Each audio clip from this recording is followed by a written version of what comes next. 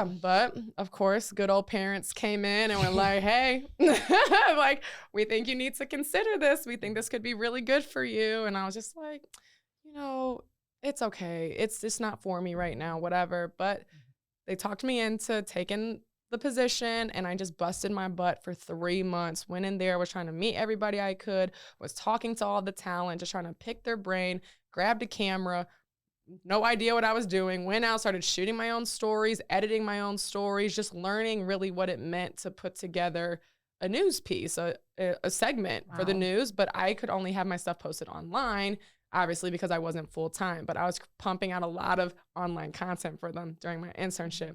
Whatever, the internship ends. I end up going over to Germany because I'm trying to check out this team if I'm going to go play with them, and like also visiting a friend at the time. Come back. It's a week before my birthday. I get a call from the station, and they're like, look, we loved you when you were an intern. We saw all of your hard work, and we have a full-time position that just opened up, and we want to offer it to you. We want you to come in and do it. Wow. Here I go to start crying. I'm like, thank you, God. Like, what? Like, this is not real. This cannot be serious. And it started off lower money. The money just kept increasing, just little by little. Not saying that I was making a whole bunch, but it was just like, there was growth. Yeah, it was literally just like God working miracles at the time for me, because this is something I've been praying about. I was trying to find my purpose, my passion, like what I was supposed to be doing here in St. Louis. Like, why did I come back from Florida to St. Louis? Why am I here? Like, what's going on? And so to get that was just very rewarding, to just see the consistency, to see the faith, to see hard work and resilience, and just staying true to who you are and what you believe in pay off. That was that moment for me.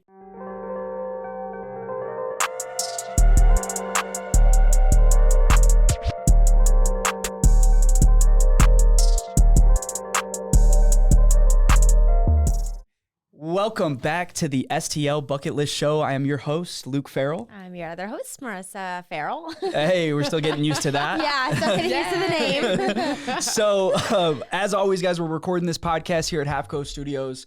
This is the hottest podcast recording studio in St. Louis, better yet, the world. So if you guys had a podcast or you want to start a podcast, definitely reach out to Half Coast Studios. So we're here today with probably the most special guest in Missouri at the moment right now. We have the Miss Missouri in the house tonight, Mikala McGhee. How are you doing today? I am doing well. Thank you guys so much for having me in. This is special. Oh, this is special. We're so excited that you're here. So yes. Thank you. No problem. All right. Well, we're going to start it off today. Kind of a different question than I normally start things off with. And I just wanted to address, like, with you, your 3 pillars of life. Like, how would you categorize like the 3 most important things, whether that's family, faith, whatever that looks like for you, and maybe like why? Are diving in deep. Yeah, I'm sorry. No, it's fine. I would say my 3 pillars are definitely faith, family, and consistency. I love that. I love the consistency. That's like my favorite term I say in almost every episode is consistently be consistent, whether that be with your workout, whether that be with the paget. That's probably crazy. Woo, yeah, we'll get into that. We'll get into that for sure. A lot. Let's start with family then, because a lot of times I like to get into, in these interviews, you don't always get to talk about like your upbringing and your family, because it's all about what's going on at that moment. So let's go back to your upbringing, where you're from, where you grew up at, like kind of what you did as a kid, and then your family. So. Oh my gosh. Well, we could be here all day talking about that. But honestly, I am a St. Louis gal to my core. I grew up in St. Louis County, went to in Bridgeton. I went to Pattonville High School. I was in the Pattonville School District basically my entire life. Went to Grace Church in Maryland Heights, literally since probably I was born till this day. So, but my parents, Doug and Chris McGhee, are amazing.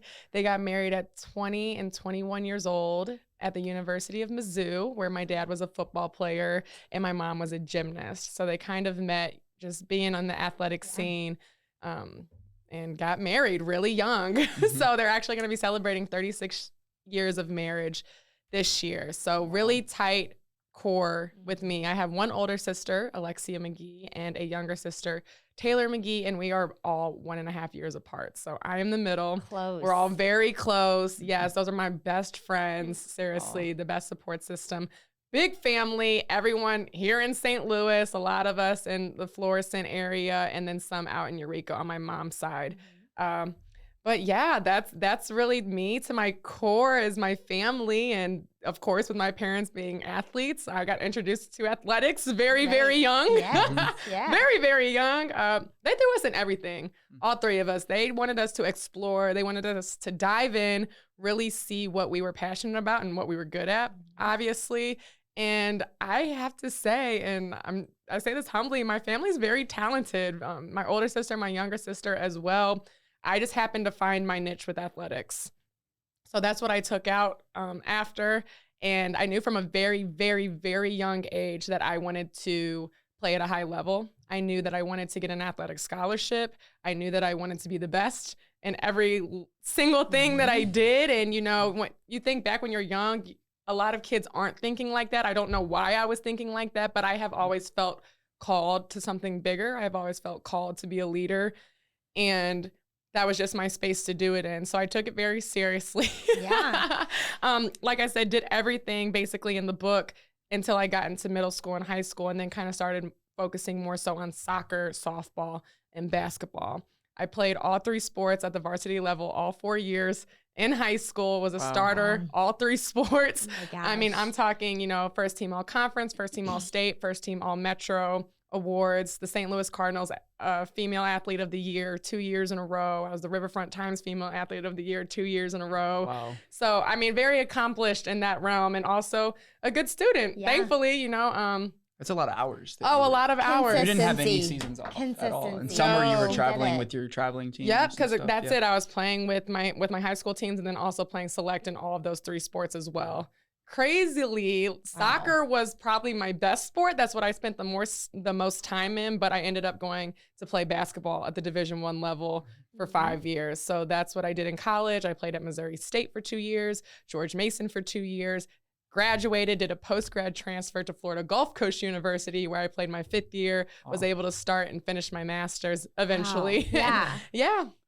Oh my gosh. There's a lot, man. There's a lot to Busy. unpack. Yes. That is crazy because you're our age, right? Are you Yeah, I'm 26? 28. I'm actually 28. Oh, okay. So look, But still, I mean, that's in the same realm. Still in the same realm, but like, Yeah, we're 95 babies. We were born in yeah, 95. you're right there. Yeah, That's my sister's age. close, So, yeah. exactly. Wow. I mean, that's just so much to accomplish.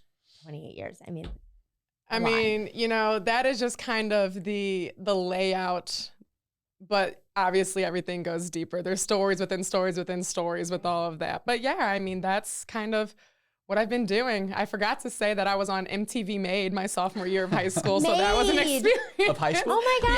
Yeah. Okay, yeah. wait. Remind me that show again. That was like you wanted to be. Yes. something, So right? you had a start off as goal? something, yeah, and they transform you into something Oh else. my Yeah. gosh. Oh, throw that to me. Did we look that up? I'm surprised we didn't find that because we like looked you up all over the place. Wow. Right. Oh, you guys Googled me? Oh Gosh, my no. I'm gosh. just- No, we did. All your Hell yeah, we accomplishments. We got to prep, right? Right. No, That's cool. crazy. That's so cool. So when you're not working, Mm-hmm. being a badass and being, you know, a ball player, a pageant queen, a reporter, like to the core, like who is Mikala? I think to the core of me, I'm a lover. I would say, and ironically, a lover and a fighter. I say a lover because I love people and I love my community. I love my family. If I love you, I'm going to love you extremely hard, and you're going to know it, and everyone else is going to know it, you know, and everyone's going to know what I love, including, you know, sports, my job. I'm a pretty transparent person, so that's always out there. But then I say a fighter because I'm always going to fight for what I believe in. I'm always going to fight for what's right or what I believe is right at the time. And that sometimes changes, and that's right. okay. And I'm always going to fight through hard times and challenges. I feel like I have genuinely never let a hard time, even my hardest times, stop me. You know, it might have put a bump in the road or paused me for a minute, but I've always fought through it. And I shout out my support system for that as well, for being so helpful. But I just think God instilled that in me, and it's been my driving force just to succeed. Yeah. And I think you mentioned like your family, and like your family plays this huge role. Like, did your parents just preach like hard work, success? Like, was that like ever since you were a kid, you were on like, were they strict or That's was who it more they were, just? and Was, That's funny. let's get into Yeah, no, I think my parents were actually pretty lenient growing up, and that's kind of weird to say with a dad who has 3 beautiful girls like My under his dad. thumb. Yeah, Lenient. you know, Very lenient. but they were so cool. They gave us space. They gave us freedom to learn, to grow up, explore. And of course, we had rules. I mean, we weren't out here wilding. Yeah, You know, right, right. on MTV at 16. But you Oh, wait, knew- you were on Exactly. MTV at 16. you knew what was right and wrong because For they sure. gave you that opportunity to make those mistakes Yes. and learn from them and be Yes. better. Yeah. And they also just had very open discussions with us from when we were young. And my mom and my dad, both, again, very grounded in their faith. We grew up in the church. And yeah, like you said, I think just having that knowledge of what is right and wrong and kind of the moral background behind us and what we wanted to stand for and what we wanted to represent went a long way. I resonate with that Yeah. a lot. I really do. And then what about, you said your sisters are your best friends. So like Mhm. in terms of like your support and all of the things that you do, like, you said athleticism was like something that's what you did. And so like what Mhm. about your sisters and like how did you all support each other and like your different, Yeah. Well, things? they had their seasons where they were athletes as Mhm. well. They were kind of more into, they stuck in longer, I would say, with the gymnastics and cheerleading aspect of it. I started getting a little too tall and started getting really good at my other sports. Yeah. So I took that direction, but they were dancers and cheerleaders. My sister was even a cheerleader at Mizzou, my oldest one, for I think a year or two. But I think it was more so just we knew it was family over everything. Yeah. Like we fought growing up. I mean, bad. There was times where I was like, are you guys even my sisters, Yeah. honestly? Because I don't even know if I like you. you Right. know? Oh, sisters do that. That's But so we true. are so different, but I think our differences really do come in and help balance each other out and keep each other grounded and really fill in deficits for each other, So I think that's how we have been able to be supportive and just also knowing at the end of the day, everyone else is going to go somewhere, but we are going to be here together. And Forever. forever till death do us part. That's right. Yes. That's exactly right. So let's talk ball. I mean, they say ball is life. No, I'm a huge once upon a time. So what how is like I said basketball because that's where you play for the Surge and like all that stuff. I mean, what does like basketball mean to you? But like just like how has that been such an integral part in your life? Yeah, well, I don't think even just basketball, but All your just all my sports. sports, Yeah. Right. Basketball just happened to be the one that I fell in love with the most Right. because I think that it challenged me the most. And I appreciated that process of being doubted and not feeling like I was good enough, but still working and putting in that extra time and effort and energy to not only prove it to myself, but to prove it to other people that I could play basketball at the Division I level. Again, I was better at soccer, probably could have went to a more high profile school in soccer, but basketball is just where my heart was. So that's what I choose to pursue. And I think that is what basketball is for me is the challenge. It's the not being comfortable, and the game itself is not comfortable, when you're playing at a high level, when you're doing all of your exercises and working out and you're waking up at 5 o'clock in the morning to go to practice and you're not going to bed until 12 o'clock at night because you're having to finish your homework. And, this is more like on the collegiate level as well. But it was just always something that tested my character. And I really feel like God used basketball more so than any other sport to develop my character. And for that, I will always be appreciative for the sport, but also the opportunities that it's opened in my life as far as travel, as far as the people I've gotten to meet, the things I've gotten to do, getting my master's degree and undergrad degree paid for in full. That is huge. Things that some people can only dream of and imagine. I've been to 3-4 countries because of basketball, and I just think I want that for other people so badly. And I know sports isn't everyone's thing. I 100% get that, but that's why I am working so hard right now in my adult age to give back to the game and give back to young girls and young boys who want to explore their athleticism, because I know what it can do for you. I know the doors it can open, the confidence it can build, the leadership it can develop, the character it can develop. And I think that's so important. And we're missing that in a lot of our young people right now, are those skills. Mm-hmm.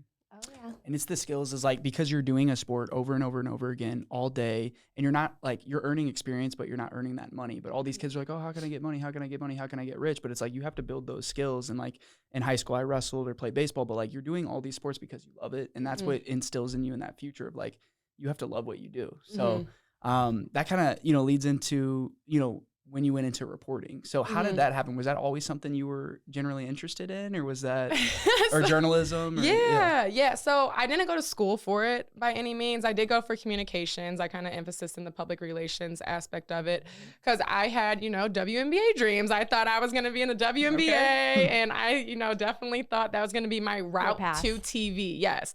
After MTV Made, I'm not going to lie, I was exposed to what TV is and what it could be. And I did feel like, yeah, this is kind of the realm of where I'm supposed to be. I just didn't know how I was going to get there.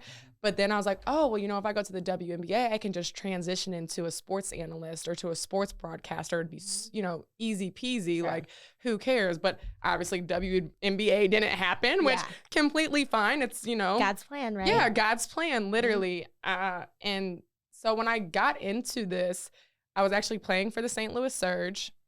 I went on Fox 2 as an athlete, as a player, to do an interview with Rich Gould. And after that interview, he just pulled me to the side and he was like, you know what? I think you'd be really good at this. Like, you have a fun personality. You have a good voice. I think everyone would resonate with you. He's like, we have a position open. You need to apply. And I'm like, well, I don't have any experience, but, hey, he's like, well, I'm going to put your name in the hat if you're interested. So, be ready. And so I went home and started sprucing up my resume, trying to make it sound really good. I'm pulling all types of writing samples. And thankfully, I was doing a little bit of freelance work for free, literally, with this company called The Ball Out, who is a social media platform. And they just do special events, sporting events, but it's all social media based. But we did write articles for their website. So I was pulling those. I was trying to pull the little bit of video that I had off of social media. Yeah. Like, here's my... portfolio. No, literally. This is me. But you know what? A little goes a long way. Yeah. It's really the effort and then the way you present yourself. And that's what kind of did it for me. I went into the interview and they knew I was lacking experience. St. Louis is a top 25 market. So this is not every day where someone with no experience on camera, working in news in general, steps in to a full-time position and is thriving and doing their thing. I mean, usually you start off on some, rinky-dink place or station and you have to work your way up. Well, we sat down, the interview went amazing. They loved me, I would have to say, but they told me no. They kindly said, we cannot give you this full-time position because you're just a little too green. But because of the way I handled that no, because, I was just grateful. I was like, well, just thank you for having me here. Thank you for the opportunity. Please keep me in mind. Like, I'm going to go home and continue to keep working. They offered me a paid internship at Fox 2, which I was going to pass on actually, because I was actually exploring options to go play basketball overseas at the same time. So I was like, if I didn't get this position, I'm just going to go overseas. I mean, I can go start making money and still hooping. Like, I'm still young and I still feel good. So why not? Travel, do what I want. Yeah. But of course, good old parents came in and were like, hey, like, we think you need to consider this. We think this could be really good for you. And I was just like, it's okay. It's just not for me right now, whatever. But they talked me into taking the position and I just busted my butt for 3 months. Went in there, was trying to meet everybody I could, was talking to all the talent, just trying to pick their brain, grabbed a camera, no idea what I was doing, went out, started shooting my own stories, editing my own stories, just learning really what it meant to put together a news piece, a segment for the news. But I could only have my stuff posted online, obviously, because I wasn't full-time, but I was pumping out a lot of online content for them during my internship. Whatever, the internship ends. I end up going over to Germany because I'm trying to check out this team if I'm going to go play with them, and also visiting a friend at the time. Come back. It's a week before my birthday. I get a call from the station and they're like, look, We loved you when you were an intern. We saw all of your hard work, and we have a full-time position that just opened up, and we want to offer it to you. We want you to come in and do it. Wow. Here I go to start crying. You know, I'm like, thank you, God. Like, what? Like, this is not real. This cannot be serious. And it started off lower money. The money just kept increasing just little by little. Not saying that I was making a whole bunch, you know, but it was just like, there was growth. Yeah, it was literally just like God working miracles at the time for me, because this is something I've been praying about. I was trying to find my purpose, my passion, like what I was supposed to be doing here in St. Louis. Like, why did I come back from Florida to St. Louis? Why am I here? You know, like what's going on? And so to get that was just very rewarding, to just see the consistency, to see the faith, to see hard work and resilience and just staying true to who you are and what you believe in pay off. That was that moment for me. The first moment. I've had several others. Yes. Like you came in, you didn't know what was going to happen. You kept your head down. You did your job. And then they noticed that. And they're like, come back. And then this is a whole nother part of your life now. Well, it changed my life. That job changed it changed me as a person. It changed my life. Anyone who probably saw my first couple of months on Fox 2 knows the growth that I've had on that station as a reporter, as an anchor, just my confidence, the way I present, the stories I was putting together. I mean, I grew so much at my time in Fox 2. It is almost, I look back at some of those stories, I was like, ooh, that was bad. Or like just the way I talked, but I invested in myself. I worked with the people in my station to get better. I found my mentors. I found the people I could trust. I invested in a voice coach who helped me really learn, you know, inflection and dialogue and how to keep a steady tone, how to deepen your voice, how to be taken seriously in that aspect. Things that, once again, when you just don't know, you don't know. But I really credit that to Audrey Pryorich, who is our TV director at Fox 2.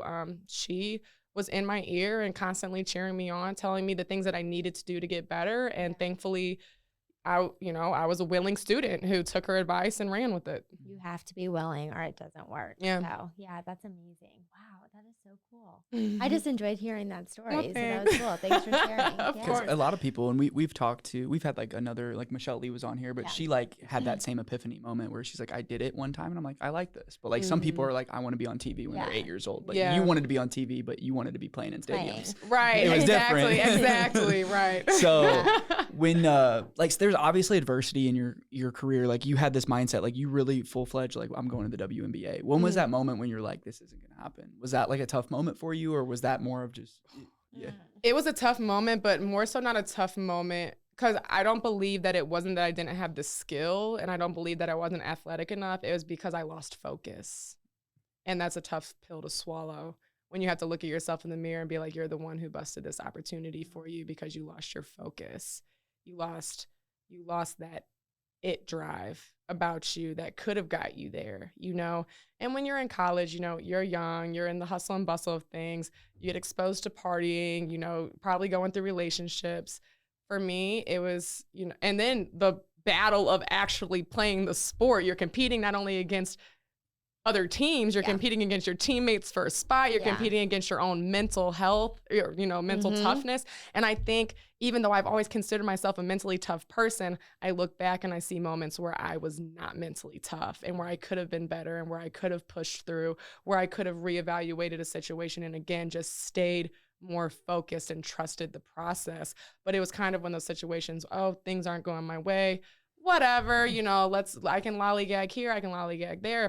If it's not going to go my way, I'm at least going to have fun with it, type of thing. So yeah, that was a very, very tough pill to swallow. But even then, the opportunities that I was given to play this game, I mean, the grace of God, seriously, because to come back and play for the St. Louis Surge, something I never thought would happen, you know, even taking my talents down to Florida and playing for Florida Gulf Coast. I mean, they gave me an opportunity that, you know, I'm just so thankful for it. And that, again, a moment that changed my life. The people I met there changed my life.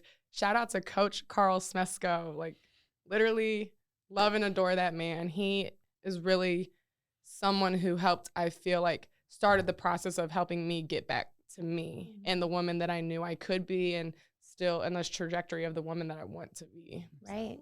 Wow. And so you talked about a couple recognitions that you've gotten from your sports. Yeah. So you listed a few at the beginning. So would you mind just going through those again and like what they mean, like what that award is? Oh my gosh, girl, that sounds long ago. Just a few. I'm just curious, just because you said something about a Cardinal, like. Yeah, the St. Louis Cardinals Athlete of the Year award. Wow. So they do that every year just within the St. Louis area, and they just pick the top female athlete and the top male athlete, and that could be of any sport, you know. So I don't really know the process of which they go about doing that. I don't know if they have a committee or if, you know, they kind of, I really don't know that. But thanks, Cardinals. Yeah. Go Cards, right? Yeah. That's cool. And what year was that? That was because you played in the 2011 and 2012. Oh, so it was high school. So it was my junior and senior year. Okay. Mm-hmm. Yeah. That's huge. And that was for soccer, basketball, or Both. Just athlete? I think athlete was just all around. Yeah. Like, but again, I did get first team All-State and first team All-Metro in soccer and basketball. Softball was kind of just like my play around sport. My dad coached the team, so I was kind of just there to be around him. Yeah. And I was good, don't get me wrong, but just to help. It wasn't the sport that it was between soccer and basketball all along for me. Like those were either going to be the two sports that I took to the next level. So, yeah. Yeah, that's special. And just sports in general, like you said, that time with your dad, like you can bond over that, you know, that bonding. That's my guy. My guy. My guy. We love our dads. That's exactly right. Yes. Shout out Doug. Yes, Dougie. I wrote it in. I write down random stuff. It's all okay. the time, so. It's okay. Little notes. Yeah. So coming off of the journalism story, so you're taking a break from that right now. Yes. And so what led you to take that break? What was that process like to make that decision? Yeah. Well, I think you could hear it in my voice how passionate I was about my time in Fox 2, because working just with the people I was able to work with, learning, growing, and then also just being a part of the community, all the people that I've met, businesses, owners, just random people on the street that were just so kind, so encouraging, whoever helped me with the story. Like, seriously, thank you guys. Like, I feel like I had favor in that aspect as well, because everyone was just so willing to help and work, and I just appreciated it. I loved my time there, but my contract was coming up, and we were sitting down, we're having our meetings, they're going well and whatnot. Eventually, this pursuit of me going for Miss Missouri USA comes up. And everyone's excited, you know, everyone's like, oh my gosh, this is so crazy, so different. Unfortunately, it became a conflict of interest between the station and our Next Star contracts and being able to do the Miss Missouri because of sponsorships and using our face and kind of using us to promote something else. So it was a very, I would say, emotional and hard and tough decision for everyone who was involved. It still almost makes me emotional just because it sucks. You know, it's like you work so hard and you feel like this is your it thing. And I hated that I had to put everyone in that position. I hated that I was then in that position. But going back to this whole Miss Missouri USA thing, which is kind of a whole different story and entity in itself, I just knew at that time that this is what I was supposed to be doing. There was just something in me, an inkling, just something brewing in my heart. Like, it wouldn't get off my mind. I just knew that it was for me. I knew I was supposed to be doing that. So I had to take a step back, unfortunately, but I took a step back to better myself. Right. And thankfully, it paid off. That's right. And that's what it all comes down to, because we all have to reach different plateaus in our life, and this is just your next bit. So, so how did this come about? Like, you got it, now you're in the pageant scene. Oh my gosh, it's crazy. Yes, that is such a, I mean, obviously it's emotional because it, you know, things changed in your life, but like it's such an exciting time too. So how did this come about? Well, so again, I think we all know about, and I say this in every interview, we all know about pageants. We all know about Miss USA. It's televised every year. It's kind of like one of those pageants that everyone is familiar about. So I've known about it. I just never, ever in my life expected that I would be someone going for it or competing in it. You know, I just kind of admired it from afar because I was the athlete. I was a sports girl. Like, that was me. I'm the sports girl, you know? But I ended up actually meeting the previous title holder before me, Joy Forrest, and I'll say this every time, lives up to her name. She is an absolute joy. But I met her at the Bommarito 500 last summer. And we just got a little moment to kind of chop it up, talk. I was congratulating her. She was only the second Black Miss Missouri USA. I'm now the third. So Right. Yeah, so it was Huge. Yeah, I mean, I was just like telling her like how proud I am of her and just that she was doing her reign with so much grace and class. And I was just really thankful to like meet her in that moment. We started following each other on Instagram, kind of became, like the social media buddies from afar, liking each other's stuff, doing this and that.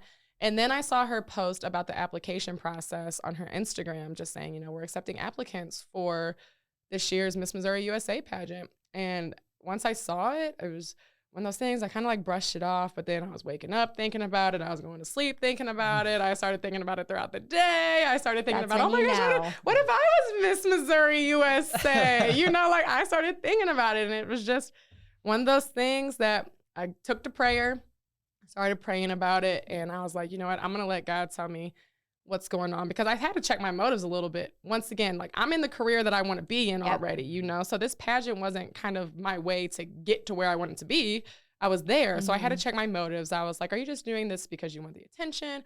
Are you just doing this because, it's another thing to add to your list of branding and stuff like that. Your list of resume, which all of those things are true. Like it comes with that. But for me, I really truly believed when I started praying, but I felt like it was deeper because I've always been a person who's prayed about how can I make an impact in my community? How can I be a leader? How can I be a person who serves? And asking for that platform. God, please give me this platform to be able to do that, to pour back into my community, to pour back into my family, and to also just help me, again, walk in my purpose, walk in my divine purpose that you have planned for me. So when I began researching the Miss USA organization and just seeing what they stood for and the things that they represented, the things that they could do to help girls not only just build their, themselves up and build other women up, but to really build their careers and their brand. I was like, yeah, I think this is really something I need to take seriously. So one sleepless night, I applied and I got accepted. Shoot your shot. Here you are. Shot my shot. Yeah.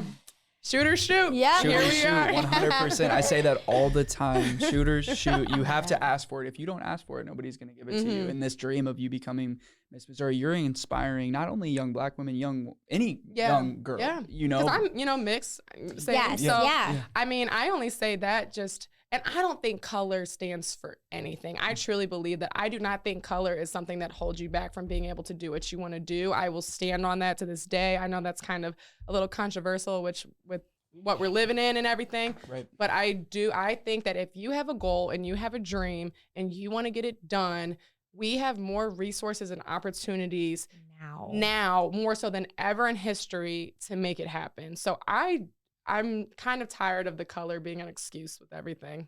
No, that's really kind of bold. No, but I like that, and I appreciate that, because I was actually going to ask, like, in terms of, and we didn't talk about like race before, but I think, you're biracial, and so like how,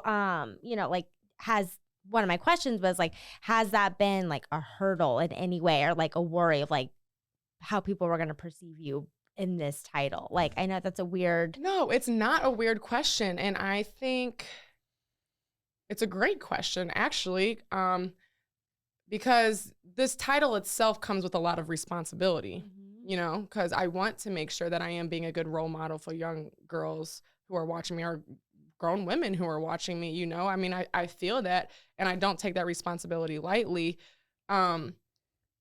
Being a person of color, I do want to represent people of color well, I think that we need more people in the media who aren't being broadcasted as, like thieves or thugs or just athletes or just singers. Like, a lot of people of color are very intelligent and are doing great things, are making great strides, are making extremely amazing impacts in their community and around the globe. And, I want to be a part of that legacy and a part of that. But I also pride myself on being relatable to everybody. I pride myself on loving everybody, and I pride myself on just being me. And if you can't just accept me for me, I mean, if I were to go dip myself in purple dye and be purple for the rest of my life, like, I hope you still love me. Yeah, and that's how I try to approach everything that I do, and also approach every person in my life. I want to get to know your soul, because everything on the outside, I mean, that fades. So That's facts. That is facts. I mean, really. Yeah. So I wanted to bring it to consistency, because you just put something on your Instagram story that you started 75 hard in the middle of your prep for, the Miss USA. So is there a reason you wanted to do that? Is it just for fitness? Obviously it's mental toughness. I mean, tell me about why you decided to just start it on a random day like that. My preparation for Miss Missouri USA was so rigorous, and I put that on myself because I wanted to make sure that I was coming in the best shape that I could. And then I felt like I got that focus back. I got that like I said, this pageant thing, it's so crazy. It's done for me what sports did for me when I was younger. Wow. It's re-brought those skill sets out. And it's like, okay, girl, like, this is you, like, welcome back, like, welcome to the party. Dedication starts. Seriously, it's like, welcome back. And so, I mean, after winning, obviously, I was still focused. I'm still focused. I mean, I want to go represent St. Louis. I want to represent Missouri. I want to win Miss USA. Yeah. 120,000% I want to win Miss USA. But I was laying literally 3 days ago on my couch, and I've been around people who have been talking about 75 hard. I've had friends who just completed it, and it's been, again, on my mind. It was one of those things. And 3 days ago, I was thinking about it. I was like, you should just do 75 hard. Like, just do it. And I was like, oh, man, I should do it after. Like we just talked about, there's not going to ever be a perfect time. Never. There's never going to be a perfect time to do it. There's always going to be a event. There's always going to be some excuse. Birthday. Something. Holiday. Exactly. There's always going to be something. Summer. The pool with a beer. Oh yeah. My gosh. And summer's kicking in. Yeah. So I don't know. I heard it in my head. And it was like, just do it. Just do it. So I wrote the game plan out that night. Next morning, I started it. And start working out. Yeah. I mean, just everything. And more so, again, for the mental toughness, because mental toughness cannot be underrated. That is where everything starts. And its core of who we are. If you want to accomplish anything, you have to have mental toughness. And I think for me, as I'm preparing for Miss USA, it's a process that's not only going to help me stay focused mentally and physically, it's also going to still help me grow and develop and, again, step into that person that I want to be, who is ready to wear the crown of Miss USA, who's ready to be that title holder.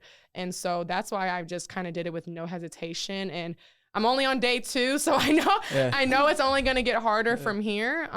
And when this comes out, it'll be June, like middle June. So this just gives you more reason to keep doing it, because this is going to come out. So you better not fail. Right, exactly. Listening, like, this is where I was mentally when I started. Okay, keep going. And now you'll be like 20 days in. So that's when but it got easier after 40 days. 50 Because I did it in the fall, and I did it through Thanksgiving and Christmas. Yeah, which and is the tough. freezing cold. It was so cold. I wanted to do it in the cold, though. I wanted to. Ooh, see, He'd like, you want to walk? And I'm like, I'm going to stay here. But I wanted to do it did. because when I was listening to Andy, he was like, it doesn't matter the like, you've been having some nice days lately, but the conditions are never going to be perfect. Like you had to walk out, and it's going to be hot this summer. Yeah, it's going to be hot this summer, but I am one of those people, I think I'd rather deal with the hot. Yeah, I would rather deal with the hot than the cold. Yeah. So I think that was also another thing. Okay, you can do your outdoor workout. It's not going to be an issue. No problem. Yeah. So in terms of preparing for Miss Missouri, like what goes into that? Yeah, so process. So in Miss Missouri USA, the whole USA system, you get judged on 3 things. You get judged on interview, evening gown, and swimwear. So in swimwear, they just want to see, are you physically fit? Do you care about your health? It's not necessarily about being the skinniest or, the tallest or whatever. Just for your body, for you as a person, are you taking care of your health? Because obviously we want the representative of our state, the representative of our country to care about your health and well-being. So with evening gown, it's all about your grace and elegance and confidence. And confidence is really in all 3 of these categories, but how do you carry yourself? Are you graceful? Do you have that certain like it factor about you when you walk into a room? And then interview, same thing. I would put all of that into interview, because you're coming in, you're presenting yourself. You only had 2.5 minutes to sit down with a panel of judges and pour your heart out and let them know who you are, answer their questions on the fly, and do it in a way that shows that you can communicate well, that you are ready to be in the press room and handle anything that's thrown at you, and that you are relatable, that they are going to like you, that people are going to like you. Authentic, yeah. Yes. So does each girl get the same question, or are they all just they spitfire like random things at you? They spit random fire at you. So everyone comes in with a bio sheet. So the judges have a bit of idea about you and the questions that they want to ask before you come in, but you don't know what they're going to ask. You can only prepare yourself for what you think they're going to ask, which again, the importance of having a coach, someone who's been there and done that before, who has kind of heard what judges like to ask based off your paperwork. Shout out to my coach, Kim Forsyth. Yes. I'm not saying she's the best coach, but I've never lost a pageant without her. So. Want to know. Yeah, want to know.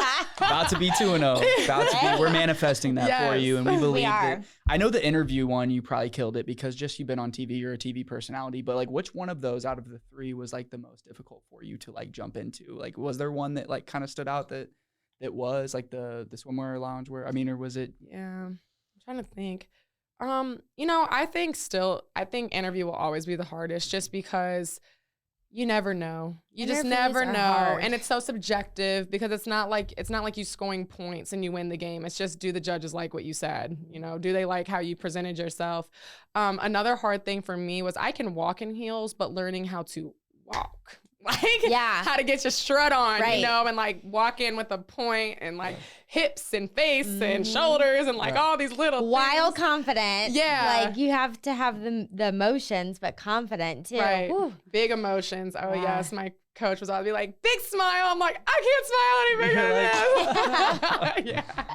That is Oh my too gosh. funny. The corners. So does past, like the stuff you do in the past, does that kind of go into their judging, or is that like, because you have like such an extensive resume going into it, where another girl might not have that? So the bio is one page. So whatever you can get on one page, and they have specific questions that they ask that you have to answer. So you do want to answer in a very clever and concise way that kind of gets the most information in there as well. Obviously, when you're in that room and you have your chance to speak, you want to bring up all those things pretty quickly and put it all together, mix the pot, make it look like a nice little good stew for everybody. But yeah, I mean, it was just a crazy experience. A little bit more about the prep, you have to pick out your wardrobe. So you have to pick out what you're doing to interview, what you're going to wear for evening gown, your swimsuit, again, finding a coach. You obviously, again, want to come in shape, physically fit. I mean, at the end of the day, I do feel like they're looking for an all-around person, but it is still a beauty pageant. They want someone who's, appealing to the eye. So that's that. And we're taking all of that and kind of transitioning that into Miss USA now. And again, I have to shout out my sponsors. I'm sorry. No, I absolutely have to. Absolutely. Yeah. Thank you to Bomarito Automotive and LTO Pepe and O'Fallon, St. Louis Surge, my girls, and then also Archway Memorial Chapel, which is my family's funeral home in Florissant. Okay. They all supported me from the very beginning financially and just with their support of my vision and what I wanted to do. They are also all re-signing to be some of my sponsors going into Miss USA. I am looking for more sponsors. Hey, so if you are Yeah. interested, please reach out to me, just because it's the next level. It's the next level. We have to do it bigger. We have to do it better. We have to come in more prepared. And I really do say we, because it's a community thing. Like, I need the support of our community. What you guys did for me for Miss Missouri USA, I was literally in tears reading some of the messages that people were sending me, just who I didn't even know, but had watched me on the news or met me on the street randomly and were just like, back from high school or middle school, elementary school, people, just coming out the woodworks who were being so supportive. And I really think that goes a long way, because we can do anything together, and it might be one person, doing the labor of it all, but it's that support and that love It matters. that comes from the bottom up. That is the everything. army of love, and like just having that community, because that keeps you motivated, because there was probably nights where you're like, what am I doing? Oh, I just left so I many. left my career to pursue crying. this. What did your family say? Because your family wanted you to stay and take that career. So when you brought this up to them, that's what like a question was I wanted to ask was like, what did they say about that? Were they like, They were exactly like that. They were like, what? Like, what are you doing? I don't think that you need to do that, at first. But then I think once they saw how seriously I was taking it, and when I kept explaining to them, I was like, listen, God's calling me to this. God's calling to me to this. Holy Spirit told me I need to do this. And they just saw that I locked in, and all the sacrifices that I made, and seeing their faces whenever I won. Yes.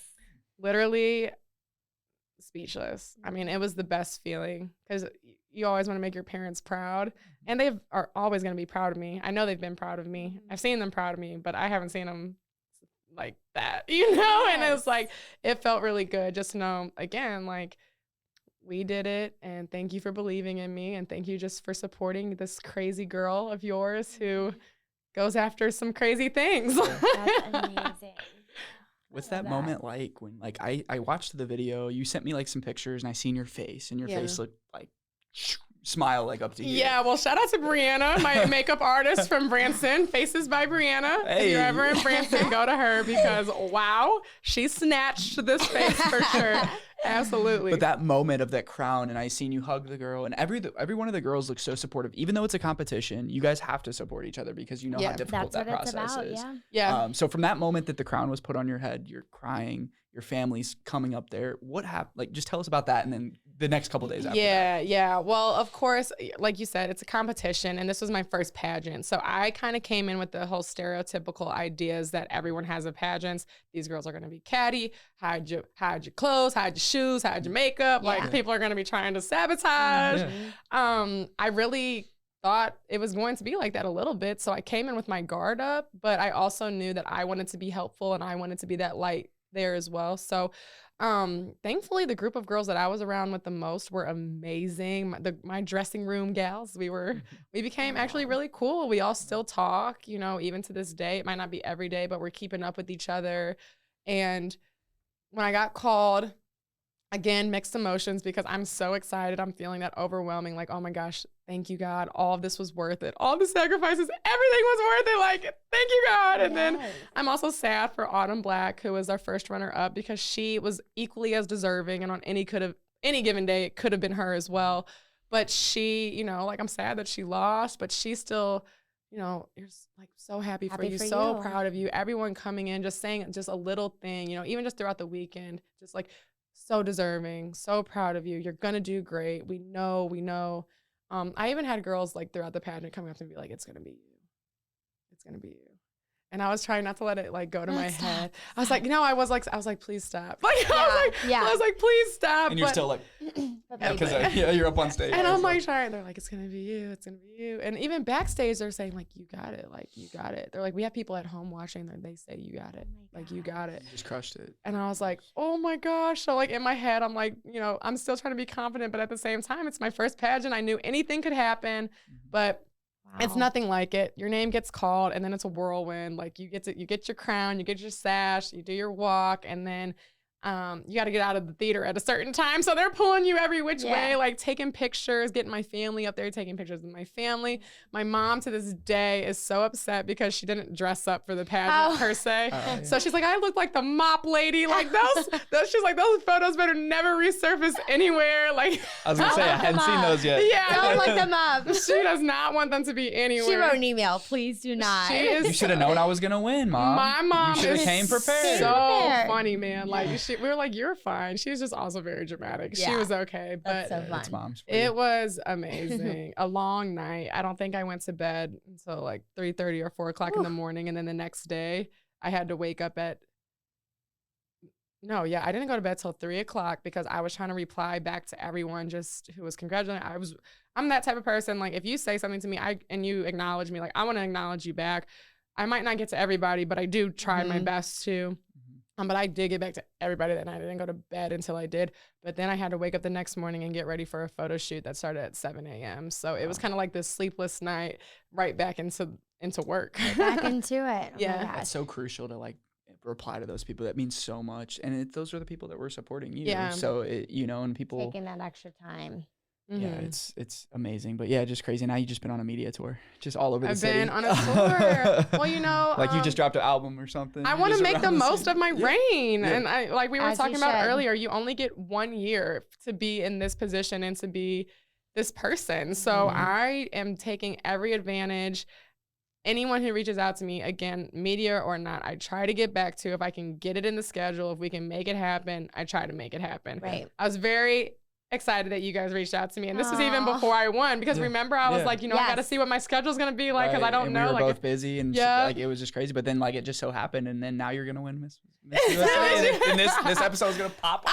It's gonna pop off regardless. I mean, okay. So from when you know that you're accepted, how much time passes to when the actual like? So when you actually do, I'm like, so everyone applies at different times. You have up until a certain window to apply. Okay. I was kind of actually on the front end of it. So I actually had about 6 months to prepare, which I was once again Googling everything about pageants because I was new to this. I didn't know where to start. I signed up on this website called Pageant Planet, which wow. I mean, this is a phenomenal resource if anyone's looking to get into pageants, and not just the Miss USA system. They can match you with different pageant systems that are best for you in it, and absolutely loved that website. It helped me so much. I just became a membership. They did interview prep with you weekly. So you would sit down with someone different every week. They would do a 15-minute interview prep with you. They would go over your paperwork, and they gave you literally a to-do list leading up to the pageant. It was amazing. Eventually, I ended up getting a coach, but that came almost, I think, 2 months before the pageant, maybe 2.5 months before the pageant. It was the final run. It was the final stretch, and it was by the grace of God that I found this girl, and Alexia Robinson. She is the winner of Miss United States in 2019. She lives here in St. Louis. We actually go to the same gym. She found me after they reposted something that I posted, and she reached out to me, and she has been my pageant fairy godmother ever since. And it was like another prayer answered. I said, God, if you bring me the puzzle pieces, I will put in the work. I'll put the puzzle together, you know, like just bring in the pieces to help me win, and we can put a pretty picture together, you know? So I got the puzzle pieces, and we put together a winning team. Yes, you did. And you're still, so you work out with her. She helps you with interviews, stuff like that, or you guys. You just know her. Say we work out together. You know her from the gym. Yeah, I know her from the gym. So she actually just recently, this past week, moved to Chicago. So we are loving on each other from afar. But if I ever have a question, if I ever have anything, I can reach out to her. And now that I have Joy Forrest as my big sis, reaching out to her, making sure I'm getting all the information and knowledge that I can from her experience to help me along mine. Again, I think being new to pageants is a little bit of a blessing and a curse, because I'm coming in with no expectations and no knowledge of how it really goes down. So I feel like I can be more authentic and more myself, but then also on the preparation side, you want to know what's going on. But I felt very, very, very prepared going to Miss Missouri USA. So I'm just going to continue that mindset, that process, and I'm hoping after completing the 75 hard, I'm like, nobody can touch me. Untouchable. No, but you will be on fire. Like your mind is just going to be so in tune. Sharp. Yeah, so in tune with what you got going. So what's the timeline look? So this will come out mid-June. So we're in mid-June. Like what's next for you this year? I mean, the media tour, raising sponsors, getting the money you need to fund what you need to do. Right. I will be going to some boot camps. So I'm under Van Bros and Associates, my Van Bros girls. Hey. They do 6 states in the Midwest. So they have Missouri, Illinois, Arkansas, Nebraska, Kansas, and I believe Indiana. So Midwest. Yeah. If it's not Indiana, I'm sorry. But it's like, you know, like some of those states. And we are going to be going to boot camps together where we, again, just working on walk, working on interview. We're going to be going shopping together, designing gowns, designing our interview outfits. Again, everything just taken to the next level, because you're going to be going against the best of the best in the nation. When is that? They haven't put an exact date on it yet. But I've been wondering. I've been waiting to ask. Trust and believe. If I knew, I would be telling everyone, and I want to know, because I'm one of those people. I like to do the countdowns. I like to have it in my mind. Like we're going for this date. The timelines of everything needs to be done by this time. Exactly. So you're just on it right now. You're like, I got to get ahead of it. Just stay ready so you don't got to get ready. Yeah. Love that. Is that fun for you, like the outfit stuff? Because you came from athlete. No. Okay. No. I was gonna say you came from like the gym. Like give me some gym shoes. Give me my uniform. I'm going to play. Now it's like I feel like you've lived 2 different lives now, and this is your second. Oh my gosh, yeah, it's so different. I do like getting dressed up. Don't get me wrong, but but I'm getting dressed up way more. I'm having to put makeup on way more. I'm sorry I didn't give you guys the full beat today. I didn't have it in me. So. No, you're gorgeous. Naturally You could have came in sweats, but like you said, you I have a T-shirt on in front of Miss Missouri. No, you're I good. normally am She very came from girly, school. but She I came from woke up school. late today. It is, so trust me, here I am. it happens. It happens, but Whatever, we're human. I love it. Like I do like I said, I like looking pretty. The shopping isn't more so my favorite thing about the process. I do know my style though. I know what I want to look like and what I think looks good on me. Now this is going to be different for me because I've never worked with a personal designer. I've never had someone design something specifically for me. So I think that is going to be a lot of fun. I did love my evening gown for Miss Missouri USA. It was just so me. I would like to describe my style as classy, elegant, timeless, and mature because I am actually the cutoff age for Miss USA. So I am one of the oldest girls who are going to be competing at Miss USA. And I think that's something that I want to convey is that I have lived life. I've lived experiences. I've done things, seen things, been through things, felt things that some of these girls probably haven't gone through yet. Yeah. You know what I'm saying? So I want that maturity, hopefully that maturity and that wisdom and that experience to really also shine on stage because that's part of my story. Yeah, and some of those girls grow up in this scene and they do yeah. it all the way. So like they're so experienced, but like you were saying, you came in. Do you think in this, might be conveying, but like, do you think like some of them are maybe like do you have haters? Because like you came in and just killed it your first try, and like that's just because you came in with that mindset of like I'm gonna kill it. But these girls try. Like, I'm sure you have some haters maybe, but it's kind of a loaded question, but. Yeah, thankfully, if anyone has been hating, it's been hating from afar. Distance. Yeah, quietly. Quietly. I haven't had anyone directly say anything to me. I haven't seen anything directly pointed to me.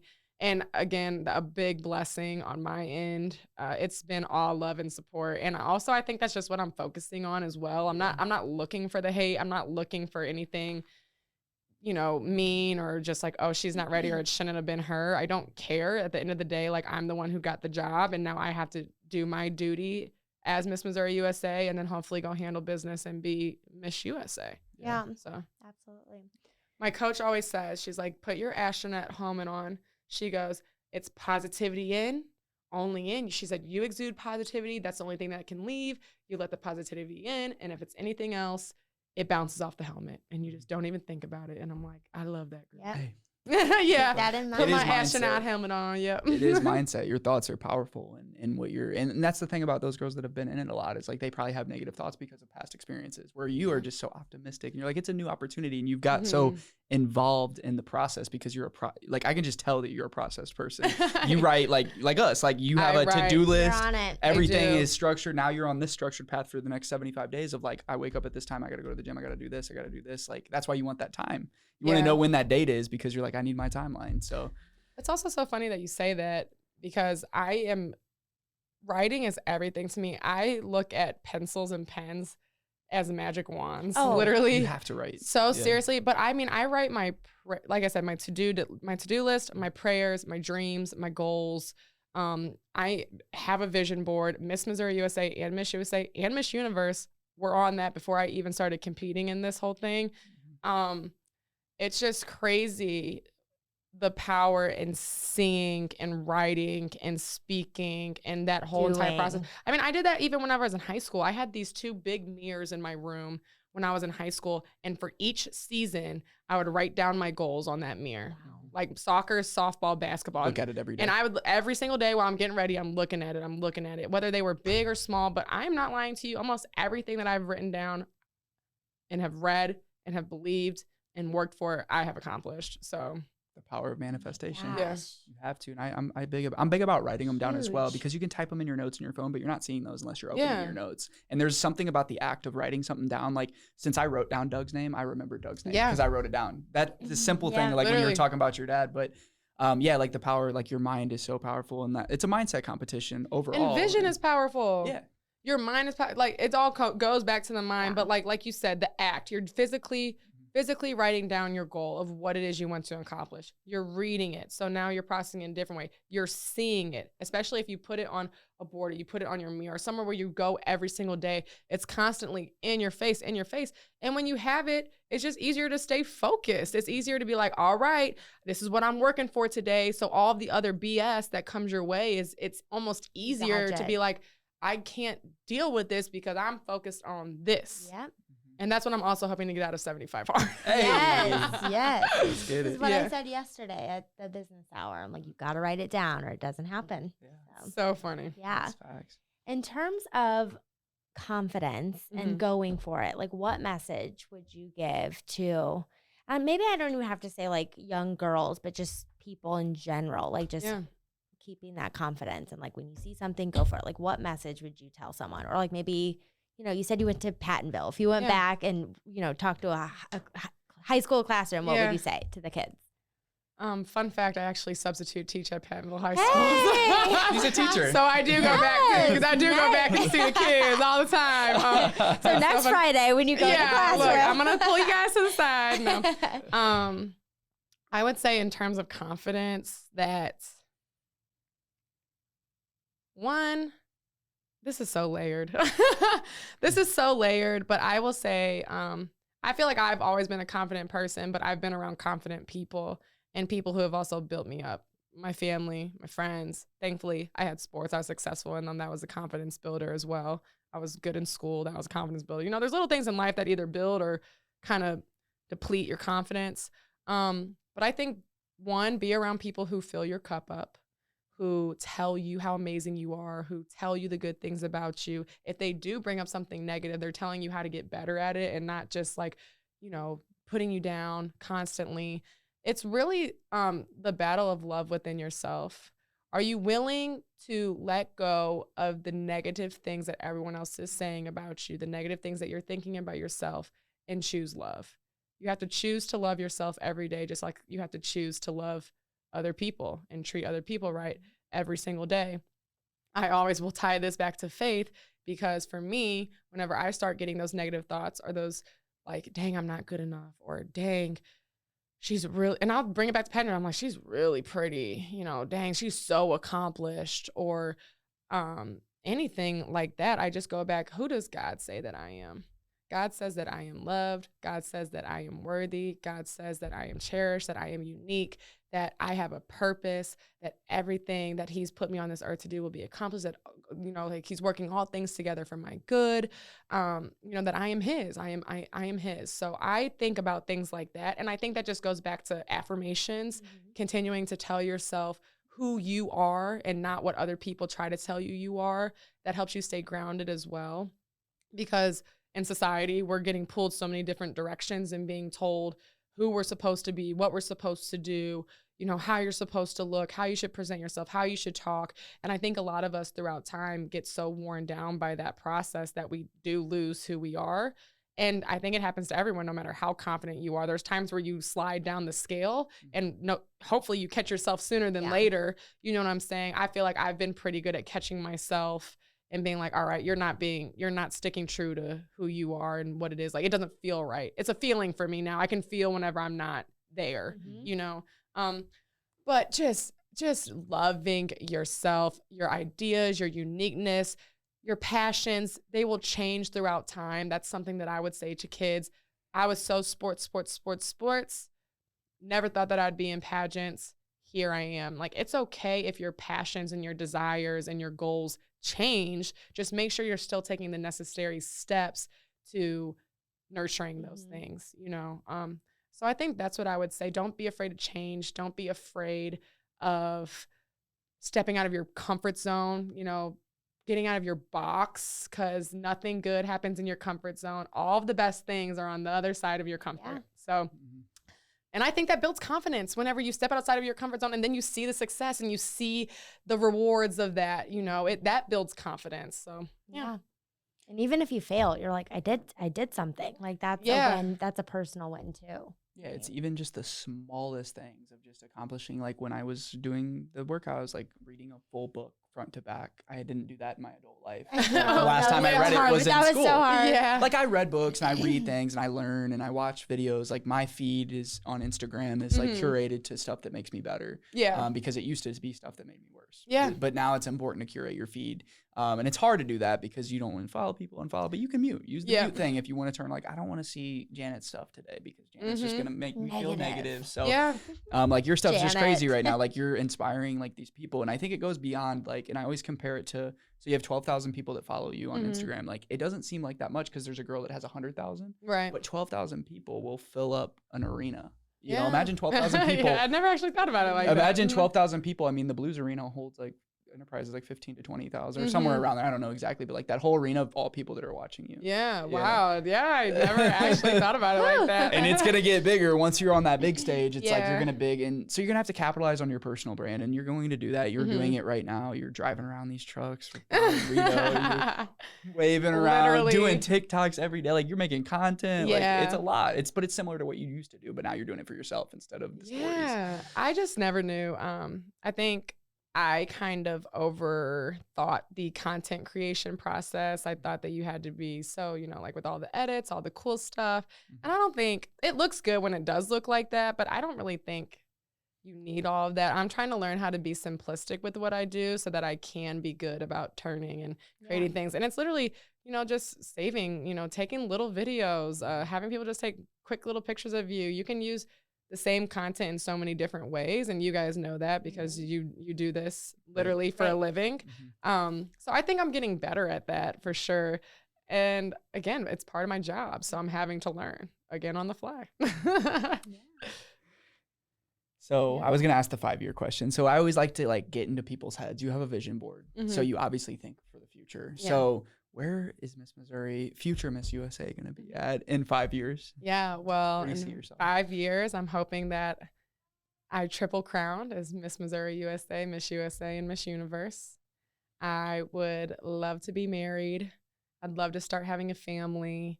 I would like to not only have a home, but have several rental properties that are bringing in some passive income for me. I would like to have my nonprofit organization, More Miracles STL, really booming and really making a difference and an impact without me having to be so hands-on, kind of have a team and people out here. Of course, I'm still going to be involved with it, but not that I have to do everything on my own, which is kind of where I'm, it's the beginning stages of something, you got to who share your vision and are doing it. Yeah. You got to put in the groundwork. I see myself, having been a sideline reporter for either an, NBA TV, ESPN, something like that. But my ultimate goal is I want to be a game show host. Really? Yeah. So that is what I really want to do. I would love to create my own game show and, help produce it and be the host of it. But also if Steve Harvey would ever retire, I would gladly take over. I love Family Feud. Yeah. That is her. I love that. I do too. I want to go. Okay, if you're hosting, I'm contacting you. Say We're less. going on. Get our I'm getting my family Stl on. Bucket List. Get the fam on there. I think I would do so good at that game. I love Family I'll make Feud. a St. Louis edition where I bring all. Yeah. Oh my I mean, gosh. but that's the type of stuff that we could do is like we could create content and put it on YouTube, and then you get it to that point where Channel 2 wants to pick it up, or PBS picks it up first, or whatever it might be. But why game shows? You know what? Because I've been thinking just about, again, there's so many different aspects of media and where you can go with it. And I have enjoyed doing the news. I enjoy doing sports. I think sports is a little bit more me because I can show my personality and I know sports. It's been my background. But I do love doing the news too. But I just think game shows, again, just embodies everything that I love. It's competitive. It's fun. People enjoy it. It's positive for the most part. You know what I'm saying? Energy. You can bring a little bit more energy. Yeah. And you can literally just, I don't know. I just feel like my personality is meant for game shows, and it's a niche that not a lot of people tap into. Right. But it's there, and the people who are there are making a lot of money doing it. So I'm just like, I think that's me. Yeah, Netflix. I know that's me. Yeah. If you're looking for a game show host, call Mikala McGhee. You're gonna get, after this episode drops, you're gonna get sponsors. You're gonna get a game show host. That's what we're manifesting, is you're gonna get all these sponsors. So we like to end it off with the Stl Bucket List. So and it doesn't have to be a huge list, but just a few places in St. Louis that when you were like in other states, when you came home, like these are some places that I always have to come to, or some places you like to go with your family, like local businesses, whether it's restaurants, events. Just give us a few bucket list places for people to visit in St. Louis. Number one is the Missouri Botanical Garden. Yes. Because it's just so beautiful. And I love being outside. Our zoo. Anything that we have outside adventure is everything. Forest Park. You got to go to the Arch, obviously. Have to go to a St. Louis Cardinals game and do the Ballpark Village pregame party before the 2-hour party where you get to eat and drink unlimited before the game. I would say Napoli if you want just like a nice glass of wine, just an upscale vibe. Anywhere in Clayton is really cool. And then also the Griot Museum is our African American History Museum here. It's in North St. Louis, but it is just the information in there about people from St. Louis who have made an impact in the African American community is outstanding. It's a very underrated museum that we have here, but I think it would do everyone a lot of justice to go see it. Yeah.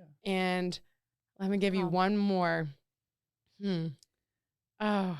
What was that celebration dinner like after where you guys were out? Oh my gosh, I went to Texas Roadhouse and I bashed 10 baskets of rolls. Oh my gosh. We've been wanting Texas Roadhouse was my first job ever. Was it really? Yes, I was a hostess. Oh my gosh. The amount of rolls that I would eat, like we'd just be like a Sunday shift or Saturday morning shift, like dead. And I'm like, just bring that basket over here. Oh, I'm so serious. I am so bad when it comes to those rolls. They are good. Everything. That's why whenever I'm preparing, I can't go there. So, Yeah, I just can't go. Yep. I had my 2 goes at Texas Roadhouse, and I was like, all right, I gotta put it down. Yeah, Yep. That's funny. That's what about your ice cream? You like celebratory. any desserts? Like, did you guys get like any place? I love ice cream. I did go to Clementine's, and I did just go buy a bunch of ice cream. Ted Drew's. I got it from the grocery store. I didn't go to the actual location, but ice cream was in there. I ate barbecue. But nothing like those rolls, man. Yeah, I know, girl. Say less. And now it's all over. Now it's like what? Rice, chicken, broccoli. Like that's what the grind is now with your diet. I go pretty strict. So with my diet with 75 hard in the morning, I am. Do we even time to get into all this? Go for it. I'll just throw it out there real quick. So for breakfast, I drink a warm glass of lemon water. I have a smoothie, and I eat 2 boiled eggs. I get a snack, any full, raw vegetable or fruit. For lunch, I can either add a smoothie, which I usually don't do because I'll be cool with the snack. But if I didn't have a snack, I'll do another smoothie with a protein salad. So salad with some type of protein. I'll have a snack, which is usually going to be like nuts or again, I usually just do vegetables. I'm a big veggie girl. Yeah. And then for dinner, I just do like straight vegetables and maybe add some rice. And that's what I've been doing so far. Wow. And on the weekends, I did give myself some grace. One day I get ice cream and one day I get pizza. So I am giving myself some grace because you're working out 2 times a day. You're eating really healthy during the week. Right. You'll burn it off. Yeah. Treat yourself. So you modified it a little bit, and just because like you said, then you get really skinny and ripped. So sometimes you have to like watch like how. No, and exactly, and I feel like I was already coming into it in pretty good shape, and then I know what I do like the month leading up to the pageant is very strict. I go on like a smoothie detox diet, and I do it. But before I did it for Miss Missouri, I did it 2 times. So it's a 12-day smoothie diet. I do it at the beginning of the month and then at the end of the month, right before the pageant. So I mean, I'm getting really leaned out. So yeah. Wow, 12-day smoothie, no food, smoothies. You get some veggies. Get some veggies. You get some veggies. Yeah. I'll send it to you guys. It's actually really good. You should do it at least once a year. I feel like you could do it. I'm not. You could do it. I'm gonna send it to you guys because there's ways you can do it that like include food as well. But if you do, for the maximum results, you do it without. Do it right before the honeymoon. Yeah, get your beach body ready. And I just said that. I'm like, I go, we're supposed to be working out right now. Yeah, I'm just naturally tiny, but like I would love to start working on my You wanna get fitness. ripped? Yeah, I just want to like, you know, Come a gym rat. tone up. I understand that. I for used sure. to. I used to work out like crazy. Like Yeah. honestly, 2 times a day. Like, and then I just Well, you've been busy. You've been getting married. You've been doing a podcast. know. Running a whole business. seriously, And first she's a year full-time school teacher. teacher. Yeah, full time. Yeah, it's a lot going on in my world. She's over You're at fine. Parkway, so like right over. Parkway, yeah. Mhm. High That's school right, yeah. teacher. So yeah, it's cool. But I appreciate you so much for coming out. Yes, this is thank so you, great. guys. You're great. It was such a joy to you talk can to you. close it out basically like you can look at the camera and just give people ways they can follow you, support you, just Gosh. do your little fun. You know how to do it. You've been Okay, already. signing out. Do your thing, girl. Cool. Well, again, thank you guys for having me on. I really appreciate it. And thank you guys for listening. Hopefully you've gotten this far. It's long. Yeah. But it's okay. Yeah. It's okay. My name is Mikala McGhee. You guys can follow me on Twitter, Instagram, Facebook at Mikala McGhee, Mikala McGhee. Or you can follow my official Miss Missouri USA accounts, which is at Miss MO USA, and that's on all platforms as well, except for Twitter and TikTok. It's Real Miss MO USA, but basically the same thing. If you go to either or, you're gonna find me. For any inquiries about bookings or events, you can email me at missmousa2022@gmail.com. Thank you so much, guys. And thank you for listening. We really try so hard to provide value with people of St. Louis. Marissa and I get to do it together. And as a married couple, I think we bring a dynamic that not many other shows and podcasts get. And it's the most fun I get to have all week. So if you guys want to listen to more of our podcasts, we record all of them here at Half Coast. We record all of them here at Half Coast Studios. So if you guys have a podcast or you want to start a podcast, hit those guys up at Half Coast Studios and buy a shirt if you want to support us and get us a little money. So signing out. But yeah. Thank you.